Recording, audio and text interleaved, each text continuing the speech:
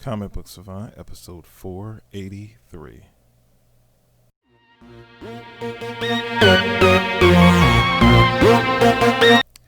Welcome back to the Comic Book Savant podcast. I'm your host, James Harris. This episode, we're going to be doing Ask Comic Book Savant, episode 5. It's been a little bit since I did the last one of these. Some of these questions might be a little bit outdated, but I'm just going to launch into it because we have quite a few for this episode. First question was submitted by James Davison, and he asked, what do you think of the decision by Marvel and possibly others? I think DC still is not sure about Image to not release digital comics at this time. And I guess this was, like I said, this is one of the first questions I got when I posted, because I always post after I do the previous episode and that comes out to post this new post. So this was when everything first was being announced during the pandemic. Everything was kind of heightening. So we do know most of the publishers did not publish any new books digitally and release them. Now, as of this recording, that has changed. Things are starting to open back up. Comic stores are starting to open back up. Comic books are starting to be shipped again, but they're kind of being scaled back. And new books are being released physically and digitally as of right now, though again it's on a reduced slate than what they would have been normally, and they're easing back into it because it's just starting back up, and not all publishers have fully started back releasing physical comics quite yet. It's all in the middle of it right now. And I thought it was the only decision they could make at the time, because if they went and kept releasing the books they already had ready to go digitally, when people couldn't get out physically to buy their books, not everyone prefers digital, and it is a growing segment of the business, but it's still a large section of the comic book industry, and the sales of the comic book industry thrives because of local comic book shops, and also the direct market, like the Amazons and the bookstores and things like that for trade paperback sales. So this is still just a drop in a bucket to the comparison of more people still prefer physical books. So it would essentially have done a lot of damage to a lot of those local comic book retailers, even though it took about a 2-month hiatus of not getting any books.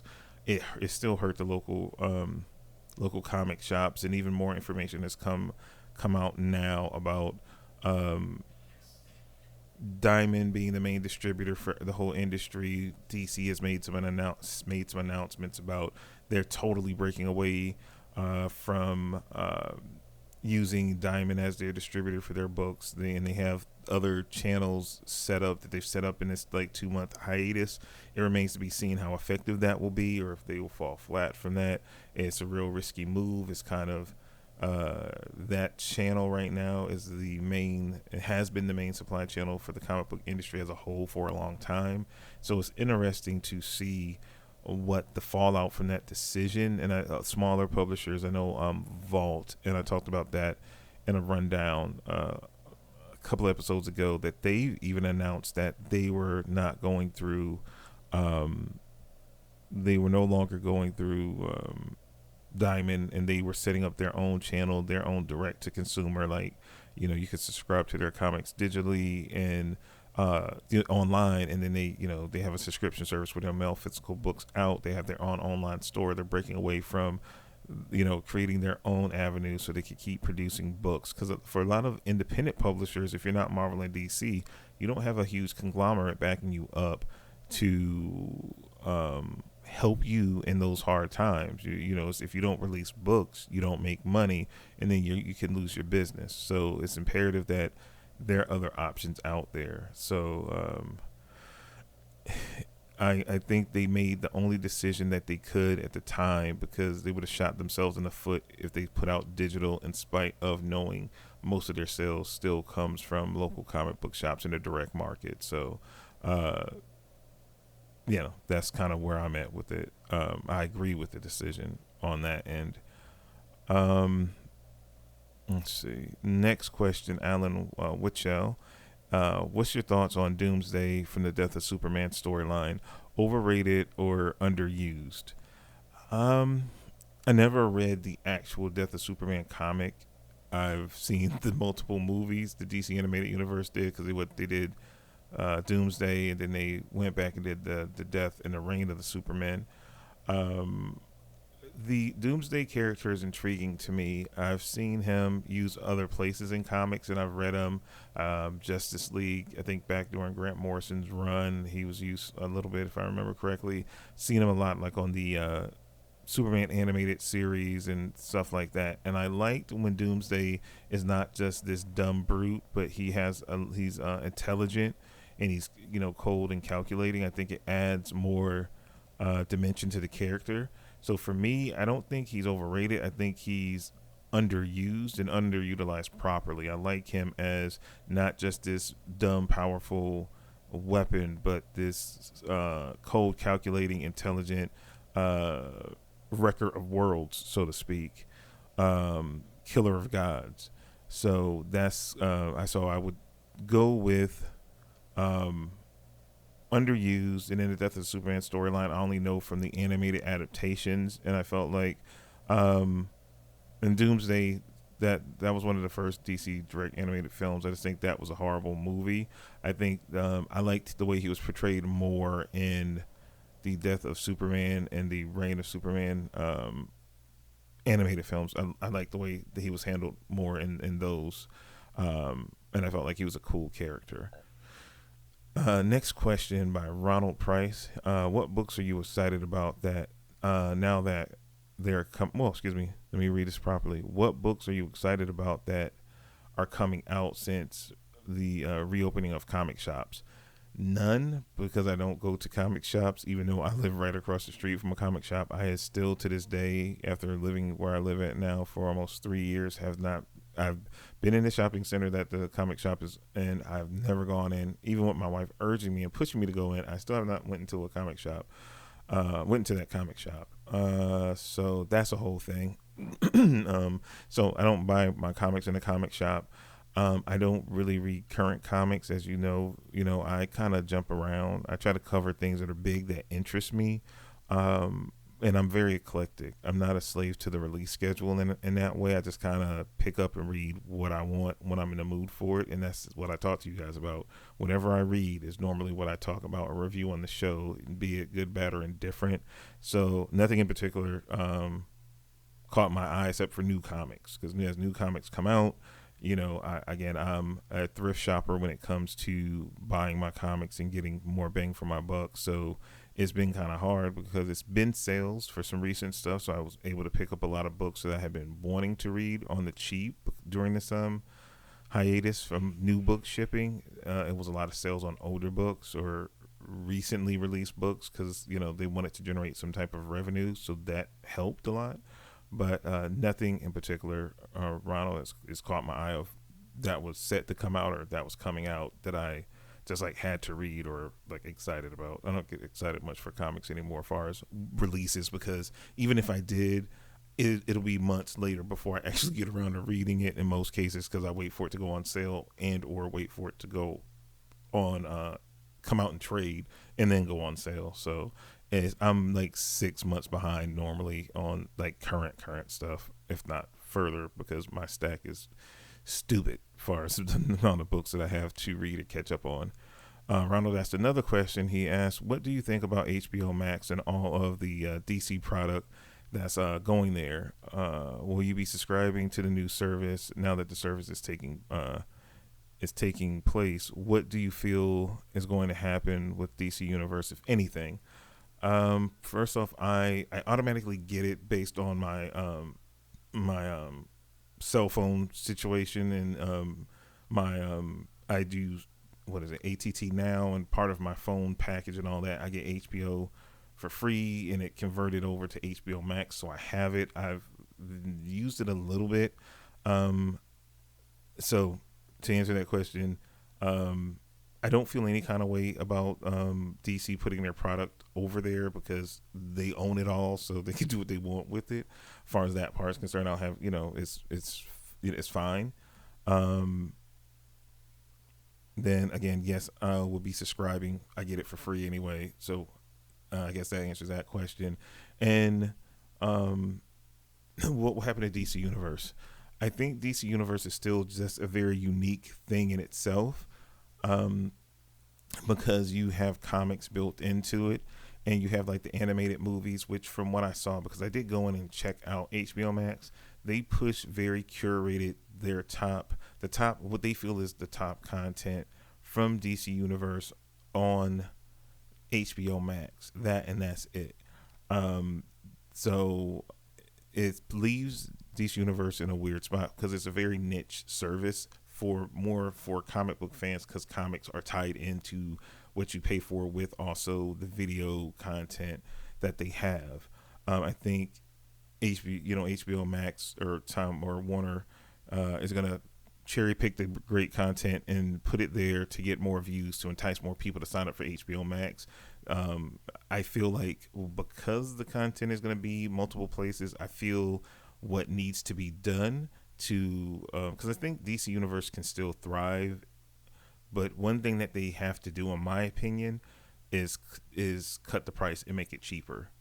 Or if you have HBO Max, um, you get DC Universe for free, because so much of the content is going over there. They're either going to need to reduce the price of the service, because I can't remember what it is monthly, because when I signed up last time for DC Universe, I just went ahead and did the year membership, and I think it was $69.99 or $79.99, something like that.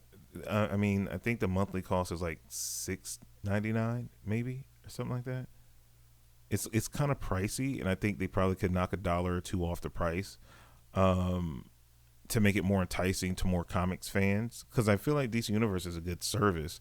It's just very niche, because it is definitely because comic books are a component of it. I think it's very unique, and I think it needs to stay a thing. But if they do, they need to reduce the price to make it more enticing to comics fans, especially if you're going to be giving out exclusives from that platform other places. And you're seeing more and more of it. I think season 1 of Harley Quinn, the Harley Quinn animated series, is going to be on Sci-Fi. They're doing all these weird licensing out of their content other places, and it makes DC Universe less premium when you start doing that. So you shouldn't still be charging a premium price for it. If I can go to HBO Max, or if I'm already subscribed to Sci-Fi, and you're gonna then, like, even though it's a couple of months afterwards, it's still, I can get that content elsewhere that I'm already paying for. So why I'm paying for it here, if I can just wait it out and get it other places. So you make that service look less premium. So a price reduction for DC Universe should be inevitable, but I hope they don't cancel the service, because I think it is a solid service for what it is, for sure. So time will tell on that, but I hope it stays around at a price reduction. Next question we have is from Donald. I guess this is I think this is a multi-part question, but it's also kind of piggybacking off of the previous question in some ways. He asks, now that Disney owns Marvel and other big media content, do you think that they will be taking advantage of some of the more darker content that they own? To answer that question straight up, no, not on. Let me say this correctly. They will, but not through like Disney Plus. They maybe through Hulu, or maybe through the reformed Fox Studios. I can't remember what it's called now. That some of the previous movies that they got over in the Fox acquisition, that it's not 20th Century Fox, it's whatever they call it. It's Fox something, Fox Studios or whatever. But they do have that brand over there. So I feel like stuff like Predator will come out there. Now the second part of what Ronald's asking, he's like said, and he gave examples such as Predator, Ghost Rider, Deadpool, etc. Or will everything always be for all ages? Like I said, it depends on where they release the content. I think something like Predator will eventually get something. It'll come out via like the Fox banner, that remnant of Fox Studios that they preserved, that they couldn't keep the name, but like I said, it's Fox, whatever it is. I think stuff like Predator might come out there, Aliens, because they own Aliens now. Stuff like that eventually will come out under that umbrella. Just like back in the day, Disney owned Buena Vista and what was it, Touchstone Films, and they put out a lot of rated R movies that people didn't know that all of those were subsidiary studios of Disney, and just people didn't know about it. It's going to be a similar kind of thing. That content will still be delved in and put out by Disney. It's just going to be under subsidiary studios that they either create or that already exist under different names. Deadpool and Ghost Rider are different because they're direct Marvel properties that they're tying in very heavily to the overall Disney brand.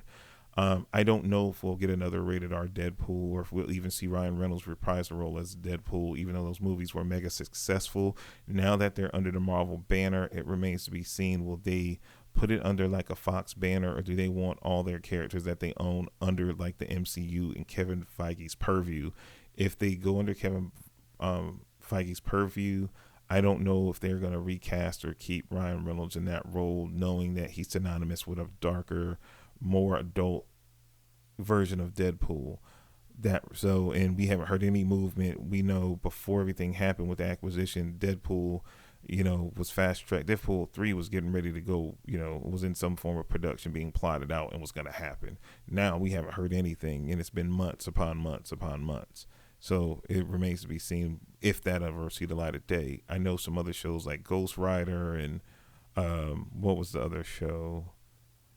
New Warriors and things were going to happen, and I think they were going to happen via Hulu. Then we haven't heard it. Then some of that stuff got canceled. So I think it might be all retooled, but I think that stuff, if it has Marvel on it, it's going to be for all ages because they're making too much money under Feige in the MCU, and that's why they gave him the reins of all of it, so he can tighten it up and have it be where they can generate the most income off of it. So I think the Marvel stuff will be all ages. I don't think they'll have any dark Marvel content.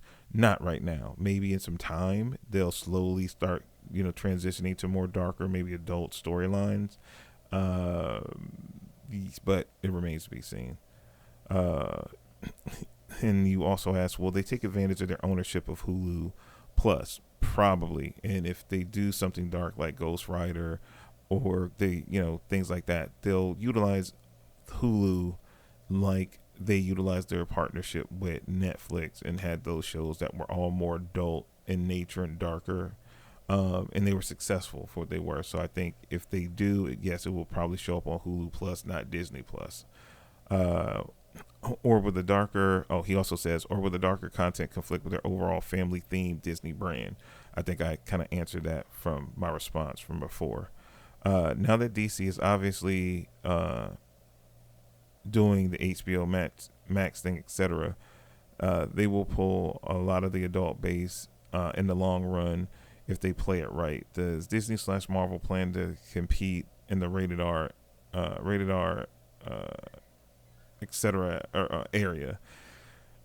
Yes, they will. Like I said, they'll do certain content. I don't know if it will be Marvel per se, but they have other brands that they can compete with on that level, and I don't think they've proven they don't need to challenge with rated R content because none of the Marvel movies to date have had any rated R content, and they've blown every other competitor that makes comic book movies out of the water. You've had a few exceptions with DC, with Aquaman being $1 billion movie, but pretty much at this point the MCU movies average $1 billion.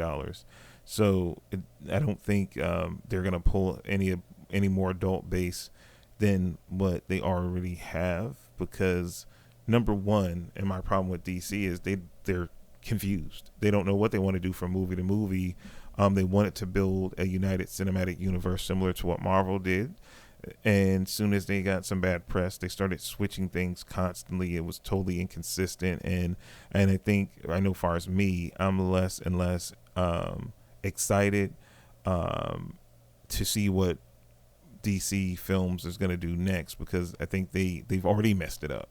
So anything else they could do is be more confusing. Just look at the past year of film releases. They had Joker, which was a surprise hit, I think it was $1 billion movie, Oscar award winning, movie. And with all that, it's not even anywhere attached to the other movies you've already done that are supposed to be a part of a cinematic universe. It's an offshoot. Then you have the debacle that was Birds of Prey, the the Harley Quinn movie with Birds of Prey in it. That was a debacle and it flopped. We've had all the delays coming with Wonder Woman 1984 because of the pandemic. We don't know if it's going to come out, when it's coming out. It might change. We don't know when theaters are going to be open. It might change. It was set to come out last year. It had delays. They delayed it a whole year, and now all this craziness has happened. And then even after this, whenever it might come out, it'll probably be another year to year and a half before we get another DCEU movies, and we don't even know what that's going to look like at this point. So I don't think they can ever threaten Marvel and Disney. They're just too powerful of a brand, and they've made the right moves, and they've had a 10-year head start.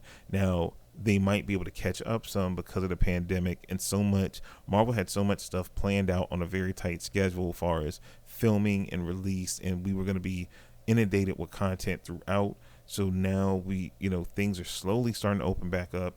But I think it's going to be how shows are being produced, far as when they're going to be able to go back in production. It was a lot of shooting of these shows and things that were in other countries that is not going to be deemed safe right now, and maybe actors and studios are not going to feel safe going back to those locales to film. So I think it's going to be production hiccups where DC, if they do play their cards right, maybe can catch up, but I don't think they'll ever be able to really threaten. I think Marvel and Disney has too much of a head start and goodwill with the fans as far as the quality of their consistency and their quality of their product for them to ever take a lion's share of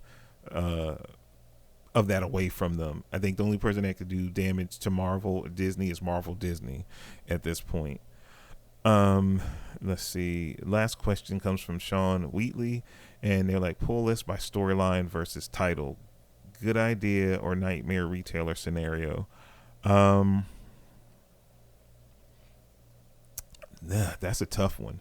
I think I would say for me, I always did by title. I could understand why people would do it by storyline if they're more a casual fan and they know a big event is coming and there's a lot of crossovers and tie-ins, and they might not know what everything is to get the full story, though, even though a lot of it is filler. I think storyline pull list would be a nightmare, and also it will put the retailer on the hook so much more, and after the review we did of My Comic Book Country, and we saw how thin the margins are in local comic book shops, and when people pre-order books and get pull lists and then they don't pick those books up, it leaves the retailers on the hook. And we see all the different events and all the spin-offs and stuff, so that's even more books that people might commit to and then they wouldn't go pick up, that would leave the retailer on the hook for it. So I think that would be a nightmare. Storyline pull list would be a nightmare for retailers, and I know if I owned a comic shop, it would be no way I would do it. I would stick with title pull list. So that's my thought. I wouldn't set myself up for that fall like that.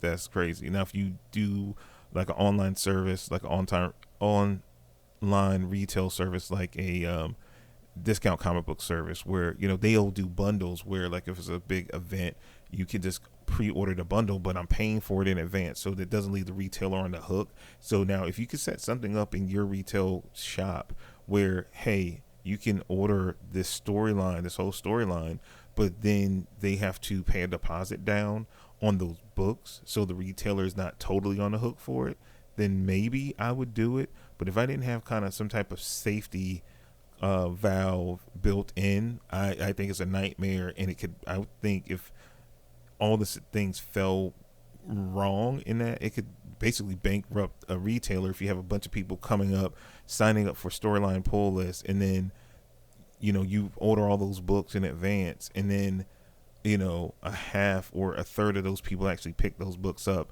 and that event has 40 books coming out that month, and so you pre-order all these extra titles across the board for your whole customer base that signed up for it, and then only a third of them pick them up. You're on the hook for a lot of product that you would have to come up with that money for.